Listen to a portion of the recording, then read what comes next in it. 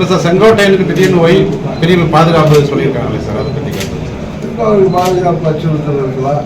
அதனால அவருக்கு பாதுகாப்பு செங்கோட்டையனை வச்சு ஒருங்கிணைந்த அதிமுக உள்ள கொண்டு வரும் அப்படின்னு சொல்றாங்களே, இதெல்லாம் காற்றுல உள்ள செய்திகள் தானே. அதுக்கெல்லாம் நம்ம போய் யூகத்துக்கும் இந்த மாதிரி வதந்திகளுக்கும் செய்திகளுக்கும் பதில் சொல்ல முடியாது. ஒருவேளை தமிழ்நாட்டில் தேர்தலில் 3 அணிகள் அமைப்பதற்கான வாய்ப்பு இருக்கு சார். இப்போ தமிழக வெற்றிகளும் தனித்து போட்டின்னு சொல்றாரு. சீமான யாரோடையும் கூட்டணியில் நான் தனித்து போட்டு விடுங்கிறாரு. ஒருவேளை திமுக ஒரு கூட்டணி, அதிமுக ஒரு கூட்டணி, இதெல்லாம் எப்படி கூட்டணிகள் வருதுன்னு பார்த்து அவங்க பேசிக்கலாம். முன்னாடியே நம்ம ஜோசியெல்லாம் பேச வேணாம்.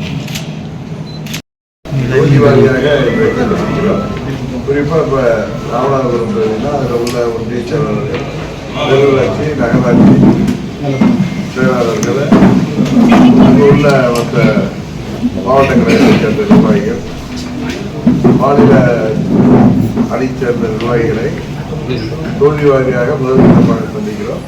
அடுத்த கட்டமாக அடுத்த மாதத்திலிருந்து ஒவ்வொரு தொகுதியிலுமே செயல் வீரர்கள் கூட்டம், கிளை செயலாளர்கள், ஊராட்சி செயலாளர்கள், கிளைக்கழக நிர்வாகிகள், வார்டு செயலாளர்கள், நிர்வாகிகள், அனைத்து நிர்வாகிகளையும் அடுத்த மாதத்திலிருந்து நடைபெறும். இது வருகின்ற 26 தேர்தலுக்கான தேர்தல் பணிகளை முடக்கி விடுவதற்கான கூட்டங்கள். பிளே ஸ்டோர் மற்றும் ஆப் ஸ்டோரில் இருந்து பாலிமர் செயலியை QR கோடு மூலம் பதிவிறக்கம் செய்யுங்கள். செய்திகளை உடனுக்குடன் பெறுங்கள்.